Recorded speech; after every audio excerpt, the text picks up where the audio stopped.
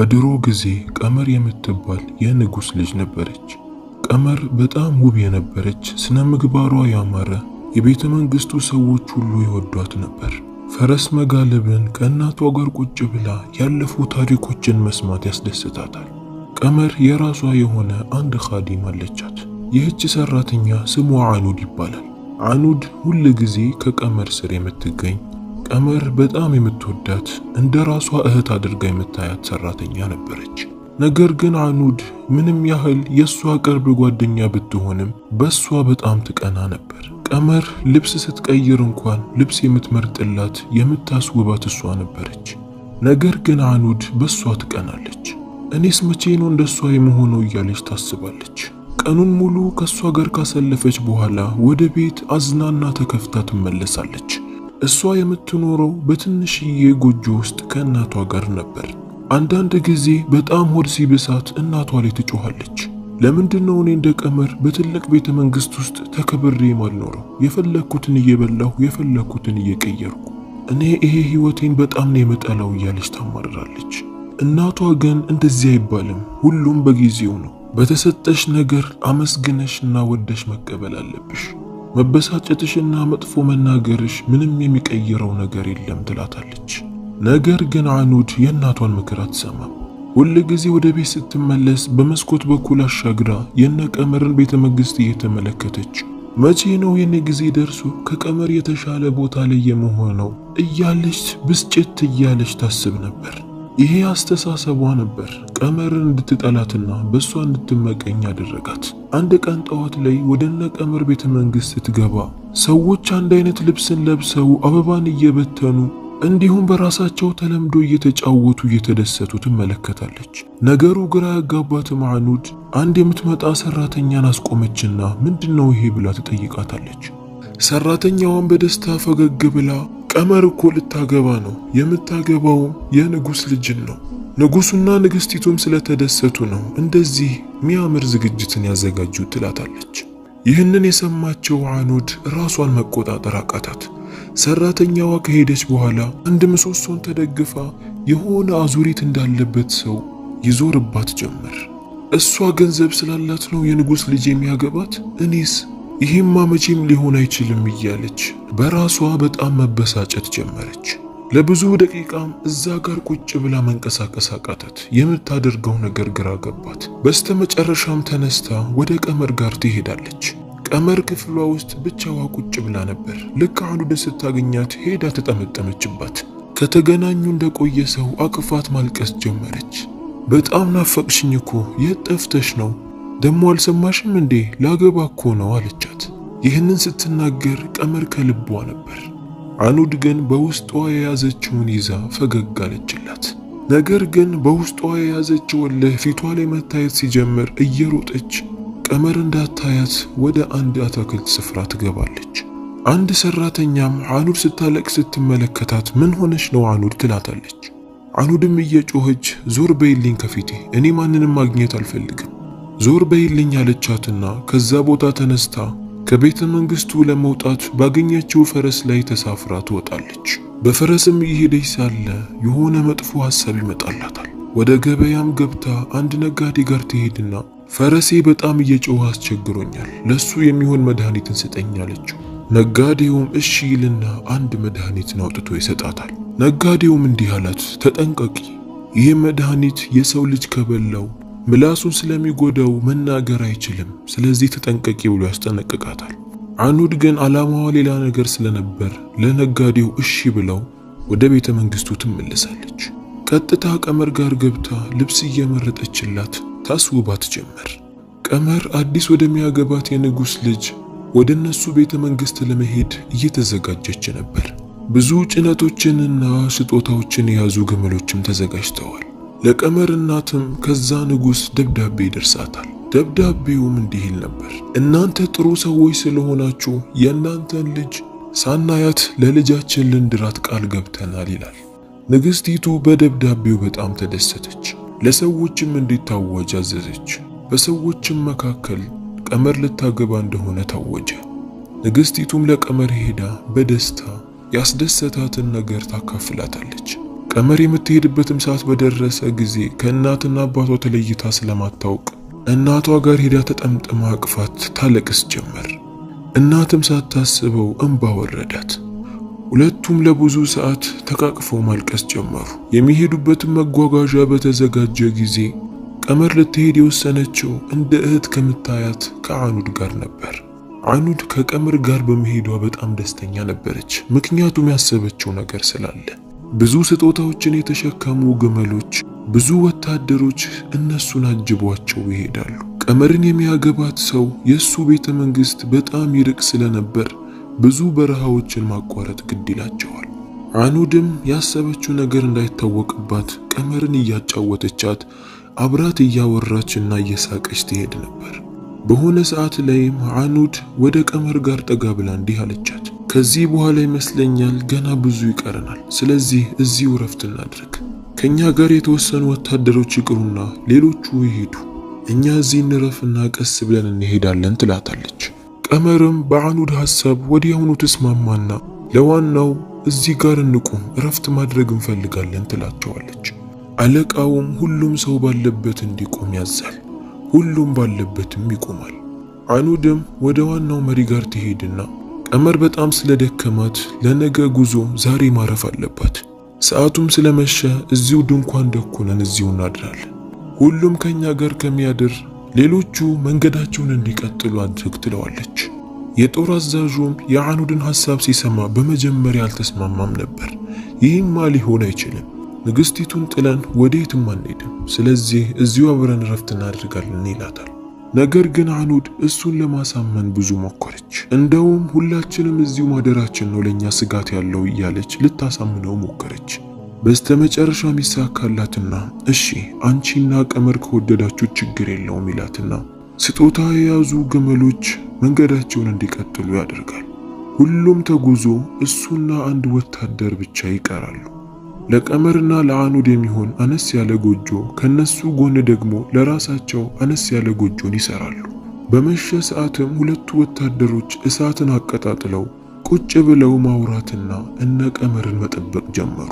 ቀመር ከዚህ በፊት እንደዚህ አይነት ያለ ጉዞ አድርጋ ስለማታውቅ በጣም ደከማት። ለነገ ጉዞ አሁን እረፍት ማድረግን ፈለገች።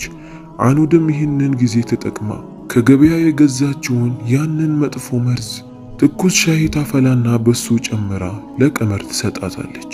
ቀመር ሆይ በጣም ስለሚበርድ ይህንን ጠጪና ተኚ፣ ነገ ጉዞ እንጀምራለን ትላታለች።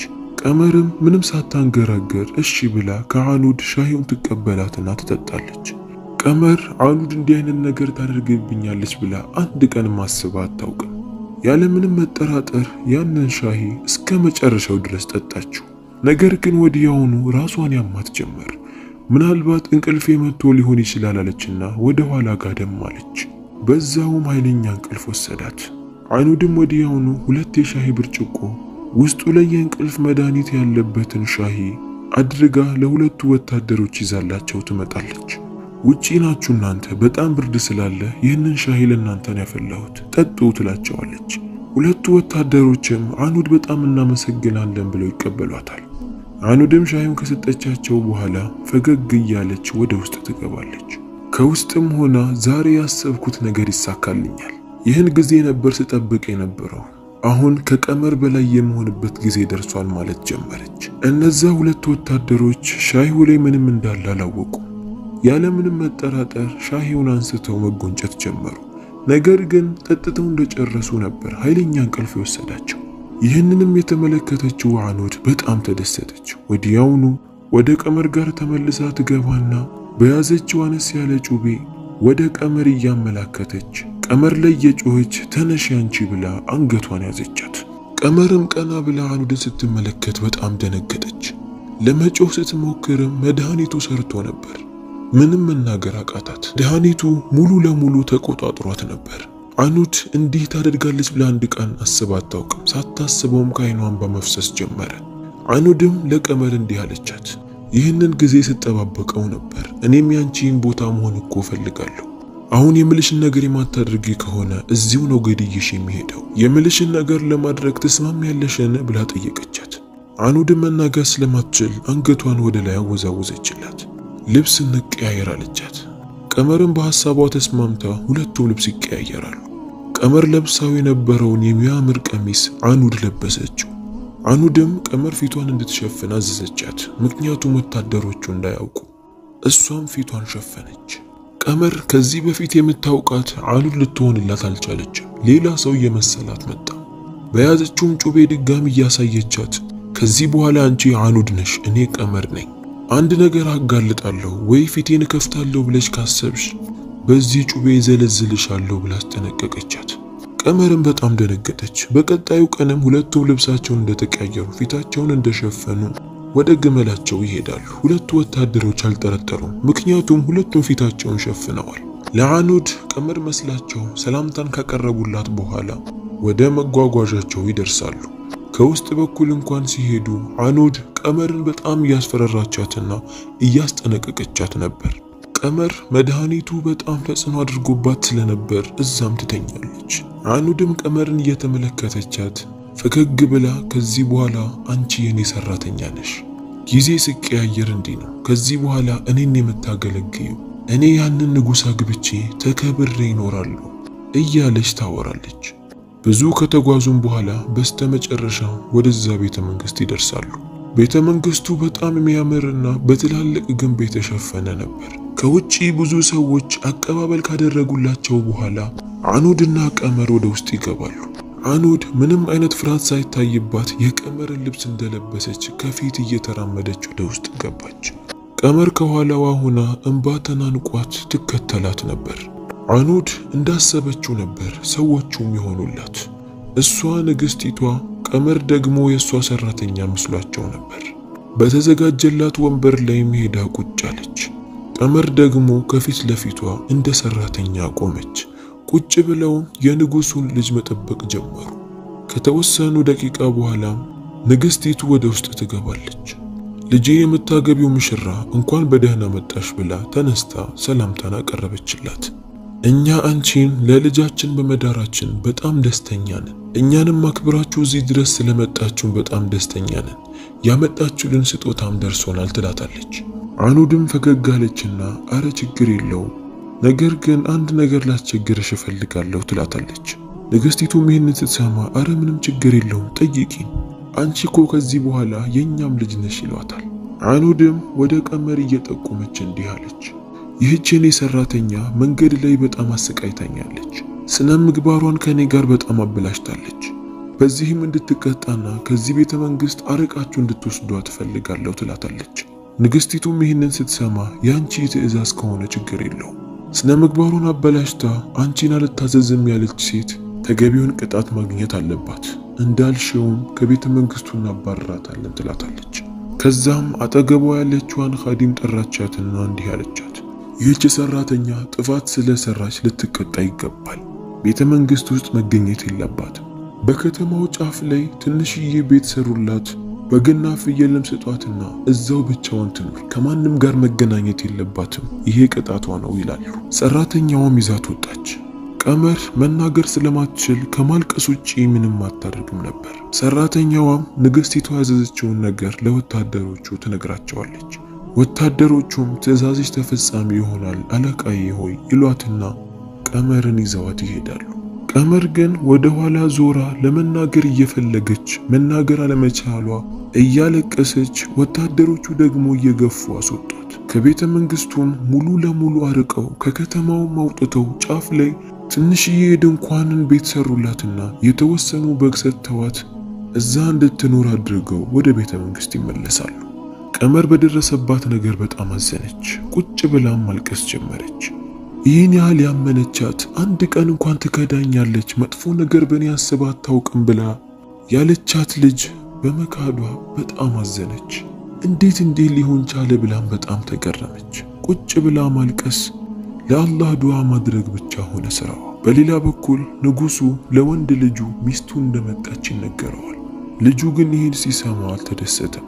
እንዴት እኔ ሳላያት ስነ ምግባሯን ሳናውቅ እንዴት ዝም ብላችሁ ትድሩኛላችሁ? እኔ ይሄ ነገር አላስማማኝም ብሎ በጣም ይናደዳል። አባቱንም ይናገረው ጀመር። አባትየውም እኛ ላንተ መጥፎ ነገር አልመረጥንልህም። የሷ ቤተሰቦች በጥሩነታቸውና በደግነታቸው ይታወቃሉ። ለዛ ልጃቸውም እንደዛ ነው የሚሆኑት አብሽር ይለዋል። ልጅ ግን ተናዶ ሚስቱን ለማግኘት ይወጣል። በቤተ መንግስት ውስጥም እየተዟዟረ ያለችበትን ቦታ ሲፈልግ አንድ ድምፅን ይሰማል። ሰው የሚቆጣ አይነት ከፍ ያለ ድምፅ ነበር። ወደ ቦታውም ሄዶ ሲመለከት አኑድ አንድ አዛውንት ላይ እየጮኸች ነበር። እንዴት እኔ የተከበርኩ ንግስት ሆኜ አታከብሪኝም? እንዴት ለኔ ይሄ ቦታ ላይ ቁጭ በይ እዚህ ረፊት ይኛለሽ? እኔ እኮ ሰራተኛ አይደለሁም እዚህ ማርፈው ትልቅ ቦታን የሚገባኝ እያለች እየጮኸችባት ነበር። አዛውንቷም አንገቷን አቀርቅራ እባክሽ እኔ አይደለም ያልኩት ንግስቲቱ ነው እዚህ እንድታርፍ ያዘዘችው። እሷ ያለችኝን ነገር ነው የሰራሁት፣ ሌላ ምንም አላደረኩም። አንቺንም ለማዋረድ ፈልጌ አይደለም፣ ይቅርታ አድርጊልኝ እያለች ትለምናት ጀመር። አኑድ ግን እሷን ከመቆጣትም አልፋ በጥፊ ያቺን አዛውንት ትመታታለች። አዛውንቷም የአኑድ ምት ኃይለኛ ስለነበር መሬት ላይ ትወድቃለች። ይህን የተመለከተው የንጉስ ልጅ አልቻለም። ወዲያውኑ አዛውንቱን ሄዶ ያነሳታል። አይዞሽ ተረፍሽ ተጎዳሽ እንዴ ብሎ ጠየቃትና ምንም እንዳልሆነች ካወቀ በኋላ አብሽሪ ወደ ውስጥ ግቢ ይላታል። አኑድም የንጉሱ ልጅ መሆኑን ስታውቅ በጣም ደነገጠች። የወደፊት ባሌ ወይ መጣህ እንዴ? እቺ አዛውንት እኮ እዚህ ተቀመጪ ስትለኝ እኮ በጣም ተናድጄ ነው እያለች ምክንያትን ለመደርደር ትናገር ጀመር። የንጉሱ ልጅ ግን በጣም ተናዶ ስለነበር እንዴት እንደዚህ ታደርጊያለሽ? ይህች አዛውንት እኮ ያንቺ እናት ልትሆን ትችላለች። እድሜዋ እኮ በጣም ገፍቷል። እሷ የታዘዘችውን አደረገች እንጂ ያደረገችው ነገር የለም። እንዴት ያለሽ? ለነገሩ ጥፋቱ አንቺ ጋር ሳይሆን ቤተሰቦቼ ጋር ነው። ስነ ምግባሯንና እሷን ሳላውቅ ማግባት አልፈልግም እያልኳቸው እነሱ በግድ ዳሩ። አይዞሽ አክስቴ አንቺ ሂጂ ብሎ አዛውንቷን አስወጣትና እሱም ፈረሱ ላይ ተሳፍሮ ለአኑድ ምንም ሳይላት ይወጣል። አኑድም እባክህ ቁም እያለች ትጣራው ጀመር። ነገር ግን እሱ በጣም ተናዶ ስለነበር የት እንደሚሄድ እንኳን ሳያውቅ በረሃን እያቋረጠ ውስጡ በንዴት እየተንተከተከ ፈረሱን በኃይል ይጋልበው ጀመር። ነገር ግን የሆነ ሰዓት ላይ እንቅፋት ይመታውና ከፈረሱ ላይ ይወድቃል። ቀላል ያልተባለ ጉዳትም ይደርስበታል። ከዛ ቦታ ላይ መነሳት ያቅተውና ራሱን ይስታል። ከትንሽ ቆይታ በኋላም ሁለት ሌባዎች የንጉሱን ልጅ ያገኙታል። የለበሰውን ልብስ ሲመለከቱም ይሄማ ያለው ሰው ነው፣ እንዲህ አይነት ልብስ የተከበረ ሰው እንጂ አይለብስም፣ ስለዚህ ይህንን ሰው መልቀቅ የለብንም ይላሉ። አንዱም በጓደኛው ሐሳብ ይስማማል። ይህን ሰውዬማ በደንብ ልንጠቀምበትና ገንዘብ ልናገኝበት ይገባል ወዲሉና ወዲያውኑ የንጉሱን ልጅ አንስተው በፈረሳቸው ላይ ከጫኑት በኋላ ከዛ መንደር እየሮጡ ይወጣሉ። የሆነ ዋሻ ውስጥ የሚገቡና ንጉሱን አንስተው ከአንድ ግንድ ጋር በኃይለኛው ያስሩታል። በዛ ሰዓት የንጉሱ ልጅ ነቅቶ ስለነበር እባካችሁ ተውኝ፣ እባካችሁ የፈለጋችሁትን ነገር አደርግላችኋለሁ እያለ ይለምናቸዋል። ነገር ግን እነሱ እምቢ አሉ። ከዛም አልፎ ጩቤን አውጥተው እያስፈራሩት እምቢ ያልክ የምታታግለን ከሆነ እዚሁ ነው ህይወትህን የምንቋጨው እያሉ ያስፈራሩታል። በስተመጨረሻም ከአንድ ግንድ ጋር በኃይለኛው ያስሩታል። አንደኛውም ስምህ ማን ነው? ከየት ነው የመጣኸው? ብለው ይጠይቀዋል። የንጉሱ ልጅም ካልፈታችሁኝ በቀር አልናገርም፣ የምትለቁኝ ከሆነ ግን ለእናንተም ጥሩ ነው ይላቸዋል። ሁለቱ ሌቦችም እንደዛ ከሆነ ጥሩ ጠብቀን ይሉትና ከዋሻው እየተሳሳቁ ይወጣሉ። የንጉሱ ልጅም እባካችሁ የት ነው ጥላችሁኝ የምትሄዱት እያለ ይጣራል። ነገር ግን እነሱ ዝም ብለውት ይወጣሉ። የንጉሱ ልጅም በእልህና በንዴት መጮህ ጀመረ። ነገር ግን ዋሻ ውስጥ ስለነበር ድምፁ ይህን ያህል አይሰማም። ውስጥ ላይም ሰው አልነበረም። አንድ ቀን ሙሉ በዛ እስራት ላይ ያለ ምንም ምግብና መጠጥ አሳለፈ። የሚሰማኝ ሰው ካለ ብሎ ድምፅ አውጥቶ ይናገርና ይጮህ ነበር።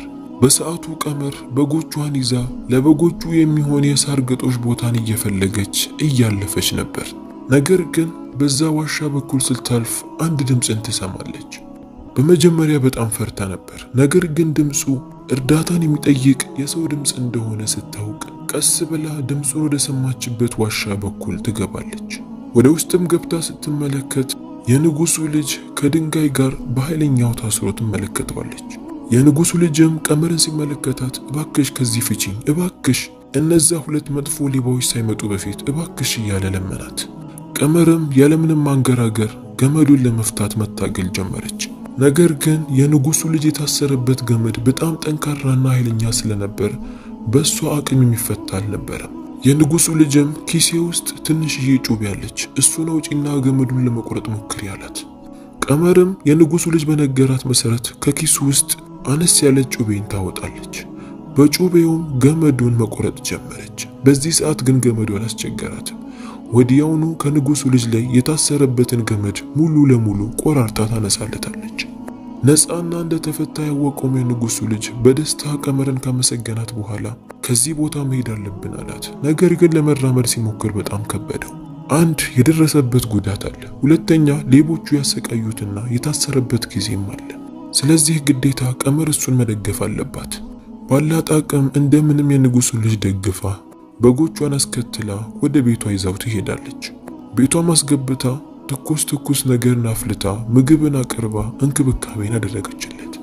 በጣም ርቦት ስለነበር እስኪጠግብ ድረስ ከበላ በኋላ ድካሙን ለመቀነስ ጋደም ይላል። ሳያስበውም ጭልጥ ያለ እንቅልፍ ይዞት ይሄዳል። በደንብ ረፍት ካረገ በኋላም ተነስቶ ቀመርን ያመሰግናት ጀመር። አንቺ እኮ ሰበብ ባትሆኚ ኖሮ እነዛ 2 መጥፎ ሌባዎች ገድለውኝ ነበር። በጣም አመሰግናለሁ። ለመሆኑ ስምሽ ማን ነው ይላታል። ማውራት የማትችለውም ቀመር መናገር ብትፈልግም ነገር ግን አልቻለችም። ወደ ጎሮሮዋ እያመላከተችው ጎሮሮዋን እያሸች ዝም አለች። የንጉሱ ልጅም ወዲያውኑ ቀመር እንደማትናገር ገባውና መናገር አትችይም ነውን ብሎ ይጠይቃታል። እሷም አንገቷን አወዛወዘች። የሚነገራትን ነገር ይገባት ስለነበር በህመም እንጂ ከዚህ በፊት መናገር እንደምትችል ይገባዋል። እሱንም ይጠይቃታል። እሷም አንገቷን እያንቀሳቀሰች አሁ ትለዋለች። የንጉሱ ልጅም አብሽሪ፣ ምንም አትጨነቂ፣ ከኔ ጋር ወደ ቤተ መንግስት መለሽና ጥሩ እንክብካቤ እና መድኃኒት ዶክተሮች ያደርጉልሻል ይላታል። እነዛ 2 ሽፍታዎች የንጉሱ ልጅ ወደ አሰሩበት ቦታ ሲሄዱ ያጡታል። በጣም ይናደዳሉ። እንዲሁ ሊተውት አልፈለጉም። በየቦታው እየተዟዟሩ ይፈልጉት ጀመር። ቀመር ወዳለችበትም ቦታ ይደርሳሉ። ለቀመርም አንድ ወጣት ሰውን አግኝተሻል እንዴ? አመለጠን እኮ ይሏታል። እሷም ግራ እንደገባው ሰው እያስመሰለች አረ ምንም ሰው አላየሁም፣ እዚህ አካባቢ ሰው አለ እንዴ ትላቸውና ትሸኛቸዋለች። ሌቦቹ ከሄዱም በኋላ ወደ ድንኳኗ ገብታ ድምፅህን ቀንስ፣ 2 የፈራቸው ሽፍታዎች መጥተው ነበር፣ አሁን ድጋሚ ከተመለሱ ሊያገኙህ ይችላል፣ ስለዚህ ይህንን ቦታ ለቀ መሄድ አለብህ ትለዋለች። ይህንንም የሰማው የንጉስ ልጅ እየሮጠ ከድንኳኑ ይወጣል። ለሱና ለቀመር የሚሆን ፈረስን ካዘጋጀ በኋላ ቀመርን ድምፁን ከፍ አድርጎ ይጠራታል። ቀመርም እየሮጠች ትወጣና የፈረስ ግልቢያን ትችል ስለነበር ባዘጋጀላት ፈረስ ላይ ወጥተው በፍጥነት ያንን ቦታ ለቀው ወደ ንጉሱ ልጅ ቤተ መንግስት ወይም አኖድ ወዳለችበት ቦታ መመለስ ጀመሩ። በመንገድ ላይ ሳሉ ግን ቀመር ወደ አንድ ቦታ እያመላከተች እንዲህ አለች። እዛ ጋር አንድ ምስኪን ትንሽ የሚዳቁ ይታያል፣ እግሩ በእሾኮች ተይዟል፣ ልንረዳው ይገባል ትለዋለች። የንጉሱ ልጅም እሺ ብሎ ወደ ሚዳቋ ጋር ይዟት ይሄዳል። ሚዳቋውንም ከእሾህ ካለቀቁት በኋላ እላዩ ላይ ያለውን ደምና ቁስል ጠረገችለትና ከዛ ቦታ በሰላም እንዲሄድ ትለቀዋለች። የንጉሱ ልጅም የቀመርን ደግነት ሲመለከት አንቺ በጣም ጥሩ ሰው ነሽ፣ እንዳንቺ አይነት ጥሩን ሰው መፈለግ አቅቷቸው ነው ከዛች አይነት ሴት ጋር የሚድሩኝ፣ አንቺ ከሰውም አልፎ ለእንስሳም ታዝኛለሽ እያለ ስለሷ ጥሩ ነገር ያወራ ጀመር። ቀመርም የንጉሱን ማሞገስ ስትሰማ አፍራ ጎንበስ ትላለች። የንጉሱ ልጅ ግን አላቆመም። ፈገግ ብሎ ስለሷ ጥሩ ነገር በጣም ያወራል። በጣም ጭንቅ ሲላትም እየሮጠች ወደ ፈረሷ ትሄዳለች። በፈረሷ ላይ ሞታ ሄደች። የንጉሱ ልጅም በተግባሯ ተደስቶ በፈረሱ ላይ ወጥቶ ወደሷ ይሄድ ጀመር። ወዴት ነው የምትሮጪው? ጠብቂኝ እንጂ እያለ ወደሷ ጋር ደረሰባት። በጣም ፈጠንሽ እኮ ስላንቺ ጥሩ ነገር ስናገር ነው እንደ የምትሮጪው እያለ እየተሳሳቁ መሄድ ጀመሩ። ያንን በረሃም በፍጥነት የንጉሱ ልጅ እያወራ ቀመር ደግሞ ማውራት ስለማትችል ፈገግ እያለች በምልክት እያወራች መሄድ ጀመሩ። በስተመጨረሻም ወደ ቤተ መንግስቱ መድረስ ይችላሉ። ወደ ውስጥም ገብቶ ለሰራተኞቹ ወዲያውኑ ሐኪም አምጡልኝ አለ። ሐኪሙም ቁጭ ብሎ ለቀመር መድኃኒትን ያዘጋጅላት ጀመር። ከብዙ አትክልትና ቅጠላ ቅጠሎች መድኃኒቱንም ይፈጨውና ያዘጋጀው ጀመር። በስተመጨረሻም ለቀመር ጠጪ ብሎ ሰጣት። ቀመርም ምንም ሳታንገራገር ጠጣች። ቀስ እያለች ምላሷ ላይ የታሰረው ነገር ይፈታ ጀመር። ቀስ በቀስም ሙሉ ለሙሉ ማውራት ቻለች። የንጉሱ ልጅንም አመሰገነችው። የንጉሱ ልጅም ፈገግ ብሎ አሁን ታሪክሽን መስማት እችላለሁ ማለት ነው አላት። ቀመርም እያለቀሰች ምንም ሳታስቀር ሁሉንም ነገር ትነግረው ጀመር። እንዴት የምትወዳትና የራሷ የምትላት አኑድ እንዴት እንደከዳቻት፣ መናገር እንዳትችልም እንዴት እንደጎዳቻት፣ ከቤተ መንግስቱም በሷ ላይ ቀጥፋ እንድትባረር እንዳደረገቻት ምንም ሳታስቀር ሁሉንም ነገር ለንጉሱ ልጅ ነገረችው። የንጉሱ ልጅ የሚሰማውን ነገር ማመን አቃተው። ለካ ቤተሰቦቹ ያዘጋጁላት ትክክለኛው ሚስቱ ቀመር እንደሆነችም አወቀ። ተናዶም አኑድን አስጠሩልኛል። አኑድም የንጉሱ ልጅ እየጠራት መሆኑን ስታውቅ በጣም ተደሰተች። እሷን ሊያገኛት መስሏት ስለነበር ከኋላዋ ሰራተኞችን አስከትላ ቀና ብላ እየተራመደች የንጉሱ ልጅ ወዳለበት ቦታ ትሄዳለች። መቼስ ናፍቄ ነው ወይም ሐሳብህን ቀይረህ ነው? በጣም ናፈከኝ እኮ ወዴት ጠፍተህ ነው እያለች ልታባብለው ትሞክር ጀመር። የንጉሱ ልጅም በጣም ተናዶ ለምንድን ነው የምትዋሽው? አንቺ የቀመር ሰራተኛ የሆንሽው አኑድ ነሽ። ምስኪኗ ቀመር ላይ ይህን ሁሉ ነገር ማድረግ ለምን ፈለግሽ እያለ ይጮህባት ጀመር። በመጀመሪያ አኑድ ምንም ሳይመስላት ለመካድ መሞከር ጀመረች። ቀመር ማለት እኔ ነኝ፣ እሷ እየዋሸች ነው እያለችም ፍጥጥ ያለ ውሸትን መዋሸት ጀመረች። የንጉሱ ልጅ ግን በጣም ተናዶ አንቺ ውሸታም ነሽ፣ እውነቱ የታወቀ ቀን ከዚህ ቤተ መንግስት ተዋርደሽ እንድትወጪ ነው የማደርገው አላትና ጥሏት ይሄዳል። አኑድም የንጉሱ ልጅ ንግግር ያሳመማትና መሬት ላይ ቁጭ ብላ ተከዘች። በሌላ በኩል ንግስቲቷ ለንጉሱ የሰማችውን ነገር ትናገር ጀመር። ልጃቸውን ያደናቸው ልጅ ሰራተኛ ሳትሆን ትክክለኛ ለልጃቸው የመረጡት ሚስት እንደሆነች ነገረችው። እስካሁን ቤተ መንግስታቸው ላይ እንደ ንግስት ቁጭ ብላ ሲንከባከቧት የነበረችው የዛች ምስኪን ቀመር ሰራተኛ የሆነችው አኑድ እንደሆነችም ትነግረዋለች። ይህንን የሰማው ንጉስ በጣም ተገረመ። ንግስቲቷ የሰማችውን ነገር እስክትነግረው ድረስ በደንብ ካዳመጠ በኋላም እንዲህ አላት፣ ተረጋጊ፣ እንዲህ መጨነቅ አያስፈልግም። ንግስት ሆይ ጉዳዩን ለኔ ጣዩ፣ እኔ በራሴ መንገድ አጣርቼ ሁሉንም ነገር እደርስበታለሁ ይላታል። ከሁለት ቀን በኋላም ንጉሱ ቀመርና አኑድ እንዲመጡ ያዛል። አኑድ ምንም ሳይመስላት የንግስት ልብስን ለብሳ ዘና ብላ ትመጣለች። ቀመር ግን ከአኑድ የቀየረችውን ልብስ ብቻ ለብሳ ወደ ንጉሱ ጋር ትመጣለች። ሁለቱም ንጉሱ ፊት ቆሙ። ከዛም የሁለቱንም ንግግር በየተራ ይሰማቸው ጀመር። ነገር ግን አንድ ነገርን አስተዋለ። አኑድ ስትናገር በጣም እየተቆጣች ነበር። ከዛም አልፎ መጀመሪያም እንደምታስፈራራት ወደ ቀመር ዞራ እኔን የትክክለኛዋ ንግስት ለምንድነው ዝም የምትይው? ንጉስ ሆይ እሷ እያታለለች ነው። እናንተ ፊት የቆመችው የኔ ተራ ሰራተኛ እንጂ ምንም አይደለችም። እኔን መኑኝ እያለች ታወራ ነበር። ንጉሱም ሁለቱን በደንብ አትኩሮ ካያቸው በኋላ ወደ መጋረጃው እየጠቆመ እባክሽ እንግዳችን ሆይ ወደዚህ ውጪ ይላል። ወዲያውኑም ከመጋረጃው በኩል አንድ እናት ትወጣለች። የመጣችው ያቺ እንግዳ የቀመር እናት ነበረች። ቀመር ቀና ብላ የመጣችዋን ሴት ስትመለከት እናቷ መሆኗን አወቀች።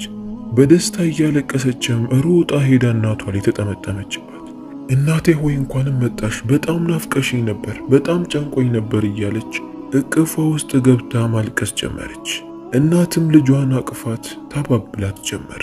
የቀመር እናትም ወደ አኑድ ዞራ እንደዛ ትወድሽና እህት አድርጋ የያዘችሽ እኛም አንቺን አምነን ወደሷ አቅርበንሽ በጉዞ ላይ እንኳን ከኛ አንቺን አስበልጣ ጥሩ የዋለችልሽን አካል እንደዚህ ነው የምትመልሺው? ይሄ ጭንቅላት ካለው ሰው አይጠበቅም አለች። አኑድ ግራ ገብቷት የምታደርገውን ነገር አታ ሰውነቷን ሙሉ ላባ ጠመቀው። የቀመር እናትም በደስታ ልጇን ከእንደገና ካቀፈቻት በኋላ ወደ ንጉሱ ዞራ ንጉሱ ያመሰግናለሁ፣ አንተ ፍትሃዊ ንጉስ ነህ አለችው። ቀመርም ወደ እናቷ ዞረችና ግን እናቴ እንዴት ወደዚህ ልትመጪ ቻልሽ አለቻት። እናቷም እኔማ ወደዚህ የመጣሁት ንጉሱ ደብዳቤ ልኮልኝ ነው፣ በአስቸኳይ ወደዚህ እንድመጣና ነገራቶችን እንዳጣራ አዞኝ ነው አለቻት።